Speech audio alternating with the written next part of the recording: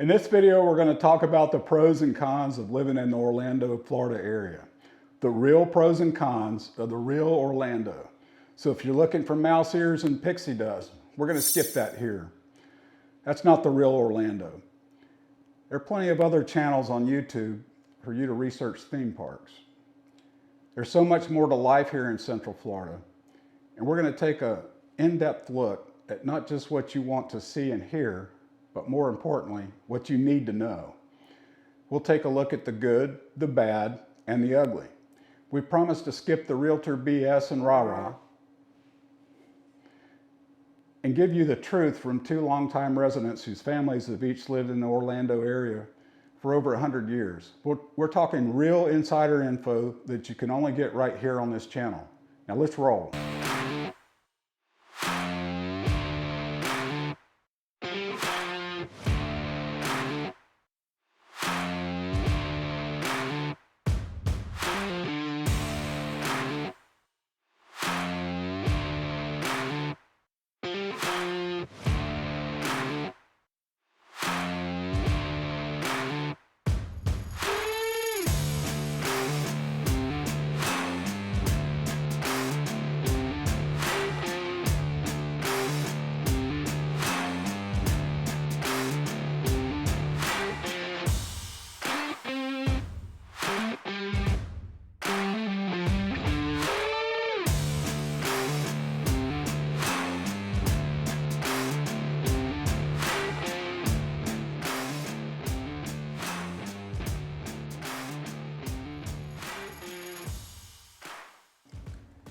Hey everyone, it's Doug Packard along with Martin Wareing.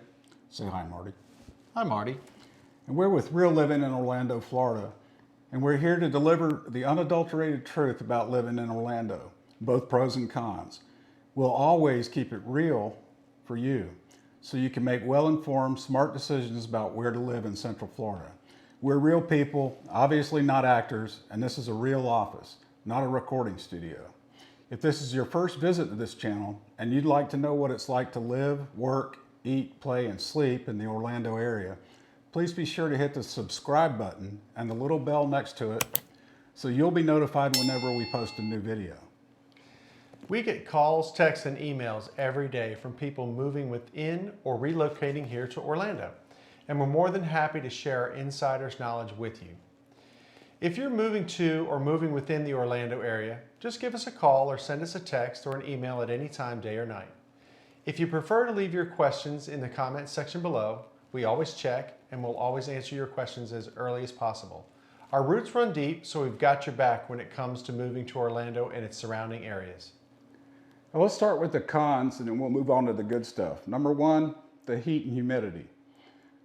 We're in Florida, we're in a subtropical climate, and we're on a peninsula between two oceans.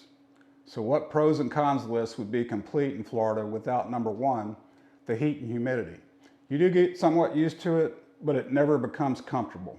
I've lived here all my life and I still don't like it. Summers are long and brutal. It's going to be like this outside from mid-June until at least the middle of October. Count on increased power bills and spending a lot of time inside during that period. If you're going to be outside, you want to be in or close to water. That's one reason you see so many homes with swimming pools here in Central Florida. Here's something you'll discover soon after moving to Orlando. Parking spaces with shade are primo, even more so than those right by the door. Related to the heat is the intensity of the sun. If you're going to be outside, it's a good idea to use sunscreen or UV protective clothing. Sunburns here can be intense and severe. Florida ranks second in the nation for a number of cases of melanoma. Skin cancer is no joke, as both Martin and I can testify to personally. Wear hats, sunglasses, sunscreen, and/or protective clothing. Oh, and one other thing, remember to stay hydrated if you're going to be outside in the summer to avoid heat exhaustion or heat stroke. Number two, traffic and road construction. Let's talk about traffic. It seems like traffic will be on any big city's con list. If you're moving to Orlando from a market like Houston, Washington, D.C., Atlanta, or L.A., you'll laugh at us considering the traffic in Orlando a negative. But it can be a real headache at rush hour or any little disruption in the traffic pattern, and that includes flat tires and fender benders. I-4 is the interstate that runs through Orlando.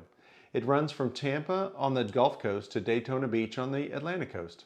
While it's marked east and west, it actually runs north and south through Orlando area. A little confusing, I know. The interstate is nearing the completion of a 6-year expansion project known as the I-4 Ultimate Project, which includes a widening of 21 miles of highway from Kirkman Road south of Orlando to State Road 434 in Longwood in Seminole County. 15 major interchanges are being reconstructed and 4 express toll lanes have been added to the median. The completion of this project should provide at least some much-needed traffic relief. Another major road construction project, the Wekiva Parkway, will complete the toll expressway loop around Orlando and will help provide easier access to the northwest quadrant of the metro area. Providing even more traffic relief is the Sunrail, the Central Florida's commuter rail system. The system currently operates over 49 miles with 16 stations through Volusia, Seminole, Orange, and Osceola counties. Con number 3, bugs. Again, bugs are on everybody's con list. Our mosquitoes, roaches, and ants all seem to be on steroids. Some folks call the huge cockroaches here by a kinder and gentler name, palmetto bugs. Fire ant mounds are something that you definitely want to avoid. Their bites are painful and can cause some people severe reactions. While most municipal areas have a spray program for mosquitoes, they are everywhere and most active and thirsty for your blood around dusk and dawn. As a homeowner in Central Florida, the insect you want to be most aware of is the subterranean termite. You have termites. What? Termites cause an estimated $5 billion worth of damage in the U.S. each year. And because of our climate, we're the subterranean termite capital of the U.S. They love our heat and humidity. When you buy a home in Central Florida, it's a good idea to have a termite bond, which is effectively an insurance policy to protect against damage caused by termites. And yes, you'll want to have a bond even if your home is constructed of concrete blocks. There's plenty of wood in a block home for termites to feast on. The pest control people like to say there's 2 types of houses in Florida, those with termites and those that are going to get them. Number 4, critters. We have lots of wildlife in the Orlando area, which a lot of people may see as a positive. But gators enjoying a dip in your backyard swimming pool and bears having dinner from your trash can in your driveway can be a bit much. Or even a bear in your spa? We have snakes, yes, but most are non-venomous and harmless. While it's not very common to see one, you should be aware of the types of venomous snakes that we do have, which include the eastern diamondback rattlesnake, the water moccasin, otherwise known as the cottonmouth, pygmy rattlers, and a coral snake. Other wildlife you're likely to encounter while living in Orlando area: possums, armadillos, raccoons, white-tailed deer. They're only a negative because they'll eat your ornamental plants. Wild hogs, bobcats, foxes, and yes, coyotes. You'll need to keep your cats indoors and not let your small dogs out by themselves. Con number 5, thunderstorms. While rain is a good thing and replenishes our water supply, along with filling up our lakes and rivers, thunder is produced by lightning. Central Florida is the lightning capital of the U.S. Orange and Seminole counties lead the nation with almost 160 strikes per kilometer per year. Our summer afternoon thunderstorms are legendary, and you don't want to get caught out in one. Interestingly enough, we won't mention hurricanes as a con in this video. Since we're at least 30 miles inland, we're rarely affected by hurricanes in Central Florida, other than a lot of rain and a few tree branches down. You'll see people living in the Orlando area buy hurricane shutters and board up their windows at any threat of a storm. But you won't normally see the kind of damage that would warrant that kind of protective action. Number 6, tourists and everyone from somewhere else. Florida has the second fewest native residents of any state in the country. Only 1 in 3 residents was actually born here. It can seem like everyone is from somewhere else. I suppose that can also be seen as a positive for those moving from outside the area. It makes it easier to penetrate social circles and make new friends because many people are in the same boat. Tourists do help fuel the economy in Orlando, obviously, but they also make everything a bit more crowded, particularly during the winter months. We call that snowbird season. Con number 7, everybody wants to come visit you. Move to Orlando and all of a sudden your circle of family and friends grows, and everyone wants to come visit and stay with you while they're on their Disney trip. I guess that can be okay unless it's this guy who's coming to visit. Merry Christmas! Dinner was full! Gotta love Cousin Eddie. Well, enough of the cons. Let's talk about the good stuff about living in Orlando. Number one, the weather. While the summers may be unpleasantly hot and humid in Orlando, the rest of the year is really nice. We only have a slight change of seasons and only a handful of cold spells during the winter. Temperatures can get below freezing at night and in the early morning, but you may be running your AC later the same day. Here's a secret. 35 degrees just feels colder in Orlando than it does up north. For the most part though, we have really nice weather for most of the year. Pretty much any outdoor activity is done year-round here, even water sports. Number 2, plenty to do. We could take up hours of video talking about things to do in the Orlando area, and that's without including all the theme parks and tourist attractions.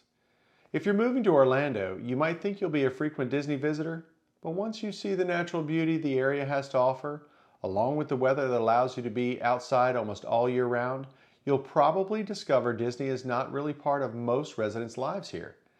That weather also allows for year-round concerts, markets, festivals, all types of recreation and other activities.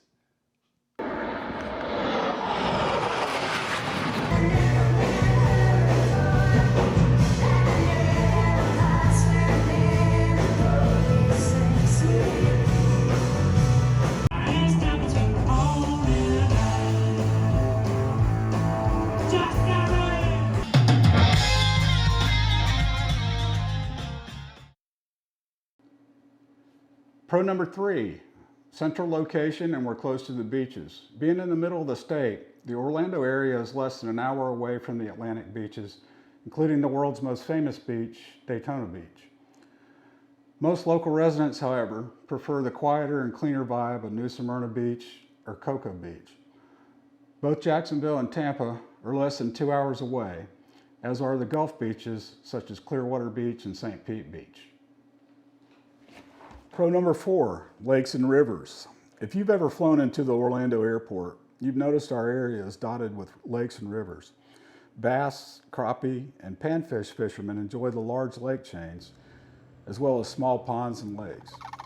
Water sports enthusiasts, such as water skiers, wakeboarders, stand-up paddle boarders, kayakers, and boaters, love the year-round access to the water.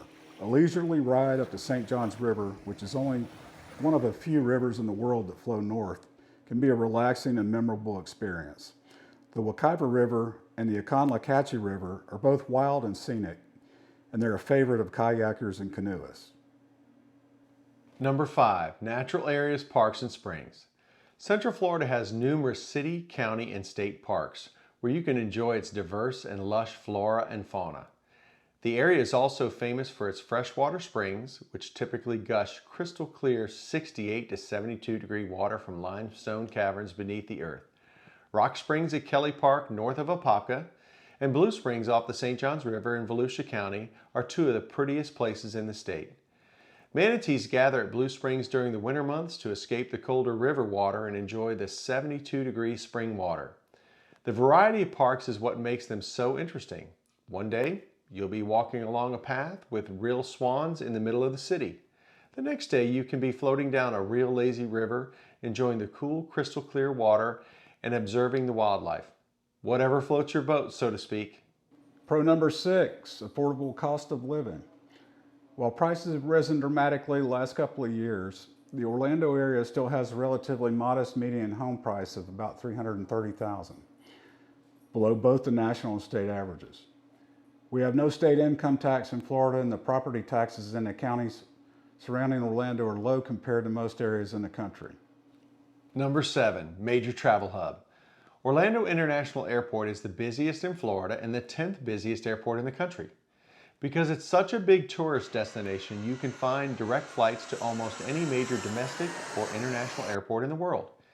In addition, the Orlando Sanford International Airport in Seminole County offers a simpler and faster experience with domestic flights offered by Allegiant Air and others offering international flights to Canada, Europe, and South America. Pro number 8, golf.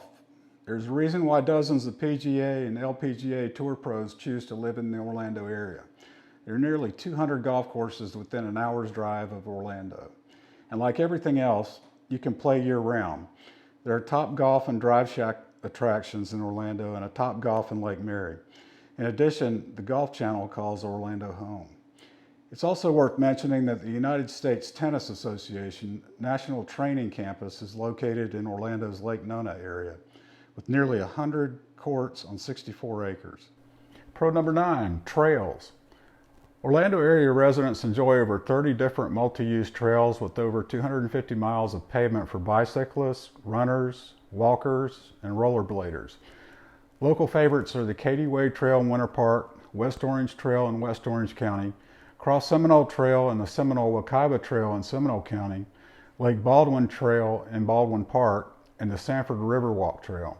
These trails are laid out well and well equipped with bathrooms and water fountains at trailheads, fitness pods, and even tool and air stations, even tunnels underneath and bridges over major roads.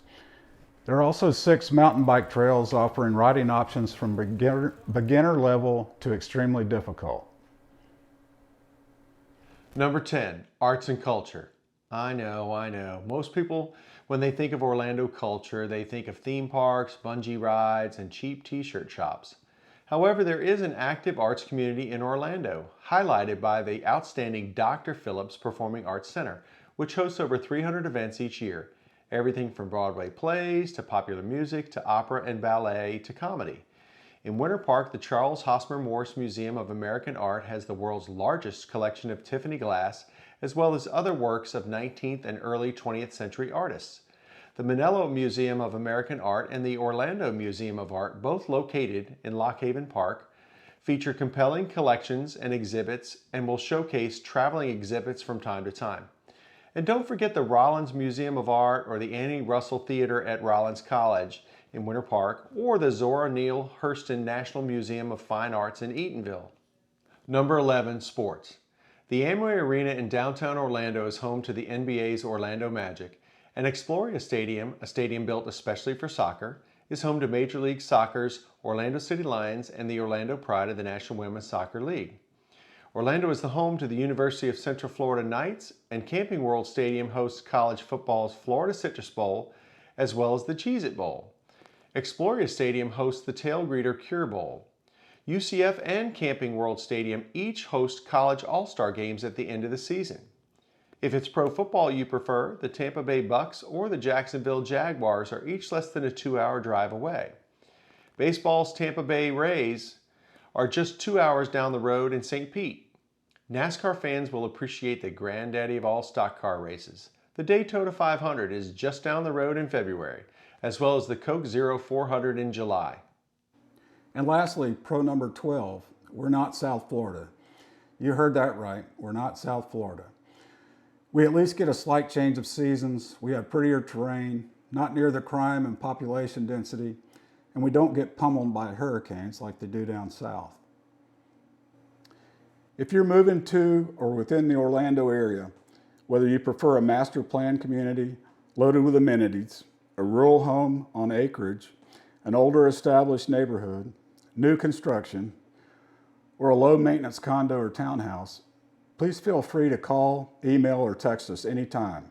Let us know what you're looking for in a house or a neighborhood. As lifetime residents and longtime veterans of the Orlando real estate market, we know what you should look for and what you should avoid. And we're not shy about sharing insider information with you. Remember, we've always got your back when it comes to real living in Central Florida. See you next video.